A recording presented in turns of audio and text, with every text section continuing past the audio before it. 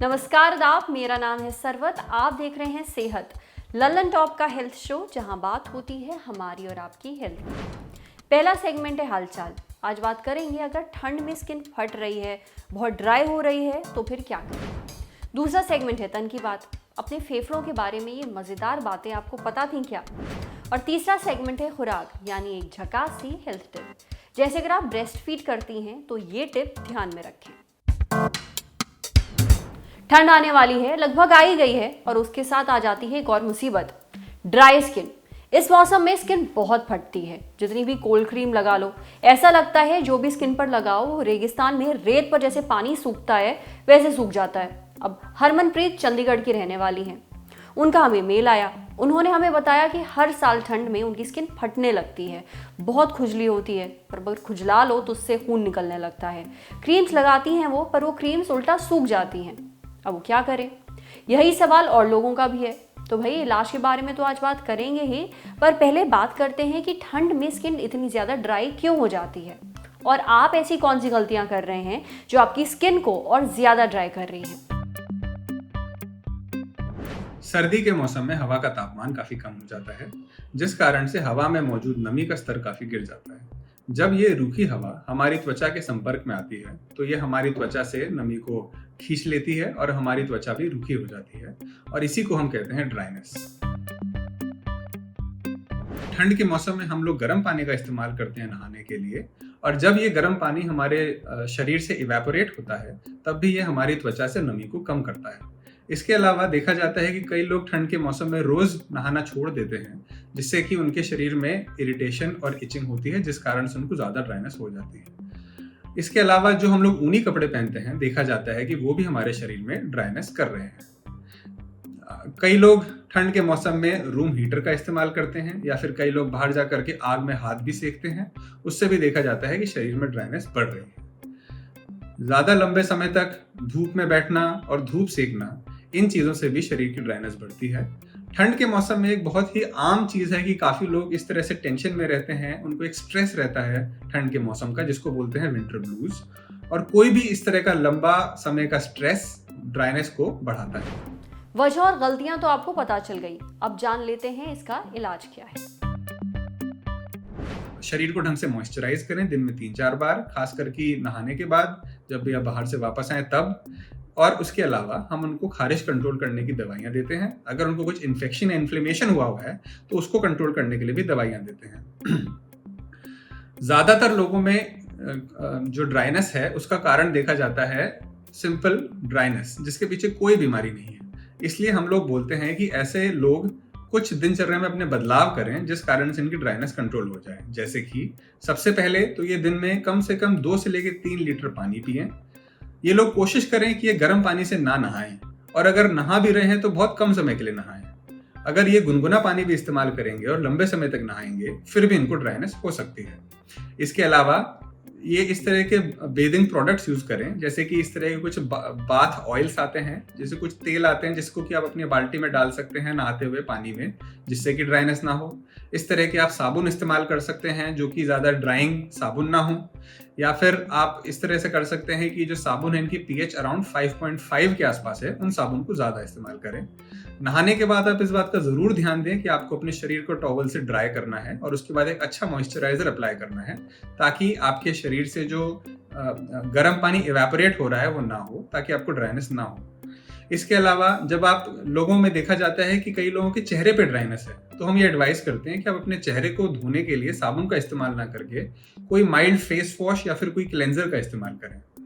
आजकल कोरोना के काल में ये देखा जा रहा है कि जो सैनिटाइजर हम लोग यूज कर रहे हैं उससे ड्राइनेस काफी ज्यादा हो रही है। तो हम लोग ये एडवाइस करते हैं उसमें कि आप सैनिटाइजर तो जरूर इस्तेमाल करें, उसमें बिल्कुल भी कमी ना करें, लेकिन साथ में एक मॉइस्चराइजर रखें, कुछ इस तरह का तेल यूज करें जिसको कि आप हमेशा सैनिटाइजर से इस्तेमाल करने के बाद जरूर अपने हाथों को मॉइस्चराइज करें। जो लोग अपने घर में बर्तन या फिर कपड़े धोते हैं उनको हम यही एडवाइस देते हैं कि जब भी आप इस तरह से डिटर्जेंट यूज करेंगे, डिटर्जेंट से ड्राइनेस काफी आपकी बढ़ेगी, तो आप मोटे रबड़ के दस्ताने पहने, लंबे, और उससे आपको ये इंश्योर करना है कि आपका शरीर इस तरह के पानी में जिसमें कि डिटर्जेंट मिला हुआ है उसके कांटेक्ट में ना आए। इसके अलावा जो लोग वुलन पहनते हैं वो ये इंश्योर करें कि ऊनी कपड़ों के अंदर कॉटन की एक लेयर हो, एक इस तरह का गारमेंट हो जो कि एक साइज भले ही बड़ा हो, ताकि आपको गर्दन के आसपास या फिर कलाइयों के आसपास जो ऊनी कपड़े हैं आपके त्वचा के संपर्क में ना आए। अगर आप ऑयल हीटर यूज करें रोजमर्रा में यूज होने वाले हीटर के अलावा, तो ऑयल हीटर में खास बात यह होती है कि उससे देखा जाता है कि कमरे में ड्राइनेस उतनी नहीं हो रही है जितनी कि एक नॉर्मल एयर वाले हीटर से हो रही है। इसके अलावा अगर आप धूप सेकना चाहते हैं तो कोशिश करें कि आप ज़्यादा लंबे समय तक धूप ना सेकें। अगर आप धूप सेकना ही चाहते हैं तो कोशिश करें कि आप पीठ धूप की तरफ करके बैठें। उससे ये होगा कि आपको डायरेक्ट सनलाइट नहीं पड़ेगी, तो आपको उससे उतनी ज़्यादा ड्राइनेस नहीं होगी। जिन लोगों में इस तरह की ड्राइनेस की टेंडेंसी होती है उनमें देखा जाता है कि अगर वो बहुत डस्ट के कांटेक्ट में आए या फिर अगर बहुत प्रदूषण उनके सिटीज़ में हो तो उस कारण से प्रॉब्लम बढ़ती है। इसके अलावा देखा जाता है कि अगर आपके घर में कारपेट है जो कि बहुत समय से साफ नहीं हुई है, या फिर अगर आपके घर में छोटे बच्चों के खिलौने हैं, या फिर अगर आपके घर में जानवर हैं, पालतू जानवर हैं, उनसे भी देखा जाता है कि एलर्जी इस तरह की बढ़ती है। इसके अलावा आजकल बाजार में एक इस तरह का उपकरण मौजूद है जिसको कि हम बोलते हैं ह्यूमिडिफायर। उसमें यह होता है कि वो हमारे कमरे में मौजूद जो हवा है उसको ह्यूमिडिफाई कर देता है, उसकी नमी को बढ़ा देता है। आप इसका इस्तेमाल कर सकते हैं। अगर आप ये इस्तेमाल ना भी करना चाहें तो आप एक बाल्टी में गुनगुना से लेकर के गर्म पानी को रखें, और जब ये पानी इवेपोरेट होगा तो भी ये आपके कमरे की नमी को कम करेगा, ज़्यादा करेगा। जब बात स्किन की आती है तो जितना ज़रूरी स्किन केयर है उतना ही ज़रूरी आपकी डाइट भी है। आपके खाने और स्किन की हेल्थ का एक सीधा कनेक्शन है, सुनिए। तो इनमें पहली है अखरोट और अलसी। अखरोट और अलसी दोनों ही ओमेगा 3 फैटी एसिड्स के बहुत ही अच्छे सोर्सेज हैं। ये ओमेगा 3 फैटी एसिड्स बहुत ज़रूरी हैं हमारी स्किन को मॉइस्चराइज रखने के लिए। वैसे मछली जो है वो ओमेगा 3 फैटी एसिड्स का सबसे उत्तम सोर्स है, पर जो हमारे शाकाहारी श्रोता हैं यहाँ पर, जो हमारे शाकाहारी दर्शक हैं, उनके लिए मैं बताना चाहूँगी कि वो अलसी और अखरोट का सेवन नियमित रूप से कर सकते हैं। जो दूसरी श्रेणी है वो अन्य नट्स एंड सीड्स। तो इसके अंदर आप बादाम, कद्दू के सीड्स और सनफ्लावर के सीड्स को नियमित रूप से अपनी डाइट में डाल सकते हैं। ये विटामिन ई और जिंक का बहुत अच्छा सोर्स है जो कि त्वचा को हेल्दी रखने के लिए बहुत इंपॉर्टेंट है। तीसरी कैटेगरी है शकरकंदी, स्वीट पोटैटो। ये इसमें विटामिन ए और बीटा कैरोटीन बहुत अच्छी मात्रा में होता है जो कि हमारी स्किन हेल्थ के लिए बहुत ज़्यादा इंपॉर्टेंट है। चौथा कुकुम्बर, खीरा। आप में से बहुत सारे लोगों ने नोटिस किया होगा कि जो हमारे प्रसाधन के उत्पाद है उनमें खीरा एक बहुत अहम इंग्रेडिएंट होता है कई बार। तो ये खीरा ना सिर्फ बाहरी रूप से हमारी त्वचा पे लगाया जा सकता है, बल्कि अगर हम इसे सलाद की फॉर्म में खाएं या इसका जूस निकाल कर पिए तो वो हमारी त्वचा के लिए बहुत अच्छा है। इसके अंदर कुछ सिलिकॉन डेरिवेटिव्स होते हैं जो कि हमारी स्किन को हाइड्रेटेड रखते हैं, और आपको यदि सर्दियों में खुश्क त्वचा से बचना है तो जरूर आपको ये कुकुम्बर या खीरा लेना चाहिए। पांचवी कैटेगरी सिट्रस फ्रूट्स, यानी कि मौसमी, संतरा, कीनू। इन सबको यदि आप लेंगे तो आपको विटामिन सी मिलेगा, और हमारे स्किन का जो सबसे इम्पोर्टेंट प्रोटीन है जो कि हमारी स्किन को एक आधार देता है, स्ट्रक्चर देता है, वो है कोलाजन, और उसकी सिंथेसिस के लिए ये विटामिन सी बहुत इंपॉर्टेंट होता है। तो ये सारी चीज़ें हैं जो कि आपको अपनी डाइट में इनकॉर्पोरेट करनी है यदि आप इसे हाइड्रेटेड रखना चाहते हैं अपनी स्किन को इन विंटर्स में। और सबसे इम्पॉर्टेंट पॉइंट कि हमें हाइड्रेटेड रहना है, यानी कि पानी पीते रहना है। जब हम हाइड्रेशन की बात करते हैं तो हमारे दिमाग में सिर्फ पानी आता है, पर ये सोच हमें बदलने की ज़रूरत है, क्योंकि चाहे वो दालें हो, फल हो, सब्जियां हो और दूध हो, दूध से बने हुए प्रोडक्ट्स हो, इन सब के अंदर भी पानी होता है जो कि हमारे डेली हाइड्रेशन में कंट्रीब्यूट करता है। फॉर एग्जाम्पल, आजकल मेथी और पालक है, इनका सूप बनाइए, बाकी सीजनल वेजिटेबल्स का सूप बनाइए, काढ़ा पीजिए। तो सिर्फ क्या करना है वही ज़रूरी नहीं है, क्या क्या चीज़ें हमें अपनी डाइट से एलिमिनेट करनी है जिससे कि हमारी स्किन ड्राई ना हो, वो भी एक बहुत ज़रूरी पॉइंट है। तो उसके लिए आप alcohol, cigarettes, excessive salt, sugar और जो टी और कॉफ़ी है इसके इंटेक को मिनिमाइज कीजिए, क्योंकि ये सारी ही चीज़ें हमारी स्किन को ड्राई बनाती हैं। इन डाइट टिप्स का ध्यान रखिए। अब बारी है सेहत के अगले सेगमेंट की। फेफड़े कितनी कमाल की चीज़ होते हैं ये बताने की ज़रूरत नहीं है। ये ना हो तो आप सांस ना ले पाएं।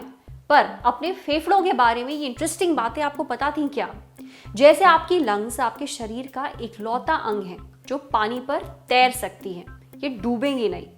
दूसरी सबसे मजेदार बात, आपने टेनिस कोर्ट देखा होगा, कितना बड़ा होता है, साइज का अंदाजा होगा आपको पता है आपकी लंग्स भी लगभग उतने ही साइज की होती हैं। शॉक्ड ना कि लंग्स अगर इतनी बड़ी होती हैं तो आपके शरीर में कैसे फिट आ जाती हैं? अरे सही में, दरअसल अगर आप अपनी लंग्स पर जूम करें, इनको देखें तो आपको दिखेगा कि इनमें कुछ ट्यूब्स होते हैं, लगभग 600 मिलियन ट्यूब्स, यानी करोड़ों ट्यूब्स।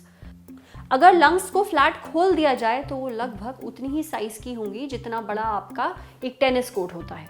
एक बात और, आपकी ब्रेन आपके लंग्स को कंट्रोल करती है। ये उसे बताती है कि कितनी सांस अंदर ली जाए और कितनी सांस बाहर छोड़ी जाए। इसलिए आपकी ब्रीदिंग में लगातार बदलाव होता रहता है। जैसे जब आप भाग रहे होते हैं तो सांस तेज चलती है, आराम से चल रहे होते हैं तो सांसें नॉर्मल चल रही होती हैं। और ये जो बदलाव होता है ब्रीदिंग स्पेस में, ये आपको पता नहीं चल पाता क्योंकि ये आपकी ब्रेन कंट्रोल कर रही है। वाह। अब बढ़ते हैं सेहत के अगले सेगमेंट की तरफ, खुराक, एक झक्कास सी हेल्थ टिप। अक्सर माओं को बोला जाता है कि अगर वो ब्रेस्ट फीड करती हैं तो उन्हें अपनी डाइट का ध्यान रखना चाहिए क्योंकि फूड क्वालिटी का असर उनके दूध पर भी पड़ता है। तो अगर आप ब्रेस्ट फीड करती हैं तो एक छोटी सी टिप, क्वालिटी प्रोटीन खाइए। ये आपको मिलेगा दाल, अंडा, मछली, योगर्ट और चीज़ में। अगर आप नॉनवेज खाती हैं तो आप लीन रेड मीट भी खा सकती हैं। देखिए, इनमें होता है अमीनो एसिड्स जो आपके बच्चे की ग्रोथ और डेवलपमेंट के लिए बेहद ज़रूरी है। तो आज सेहत में इतना ही। अच्छा, अगर आप एक डॉक्टर हैं या हमसे कुछ शेयर करना चाहते हैं तो जो ईमेल आईडी इस वक्त आपको अपनी स्क्रीन पर दिख रही है उस पर हमें एक मेल भेज दीजिए। कैमरे के पीछे हमारे साथ हैं जेरी। ये वीडियो फेसबुक पे देख रहे हैं तो हमारे फेसबुक पेज को लाइक करिए, यूट्यूब पर देख रहे हैं तो हमारे चैनल को सब्सक्राइब करिए, बेल आइकन पर ज़रूर क्लिक कर दीजिए ताकि जब भी हम कोई नया वीडियो अपलोड करें तो उसका नोटिफिकेशन आप तक सबसे पहले पहुँचे। शुक्रिया। लटक, धर्रे पर चले और जहां पहुंचे वहां अनुप्रास और तुकबंदी के दरवाजे की सांकल हिला ले। कहें कि क्या रहा है डूब तुमको खटक, कि कब ऑन करें मन का मोड मटक, कि क्यों चित्त जाता है यूं ही सटक, कि कैसे ना आए हौसलों में चटक, कि कहां तक करें इरादे गटक झटक, अब बेवजह न भटक, ये है निपट देसी मन लटक। पर यूं ही कहना होता तो पुराने रोग दफा करने की जरूरत क्या थी। तो बात यह है कि लल्लन टॉप हमारा है और हम बनता है मैं और तुमसे। उसमें भी मैं घटता रहे, तुम बढ़ता रहे, तभी बात दुरुस्त है। वैसे तुम में किसी को तुर्शी लग सकती है, यूं बात आप कहने से भी बन सकती है। आपकी प्रतिभा के लिए आपका लल्लन टॉप लेकर आया है एक लोकतांत्रिक मंच जिसका नाम है लटक। लटक शॉर्ट फॉर्म है, फुल फॉर्म है लल्लन टॉप का से कबूतर इमला में, का से कुल्फी शिमला में, लेकिन लल्लन टॉप में का से किस्से, कविता, कॉमेडी और सब किस्म की कलाकारी। तो लटक है नए कलाकारों का अड्डा, वो जगह जहां आपका डेब्यू कई दरवाजे खोल सकता है। तो फिर दे दो दस्तक, भेजो अपनी कलाकारी लटक के पेज पर फीचर होने के लिए। हमारा पता है latak.lallantop@gmail.com। अब सुकून के लिए भटक मत, लटक।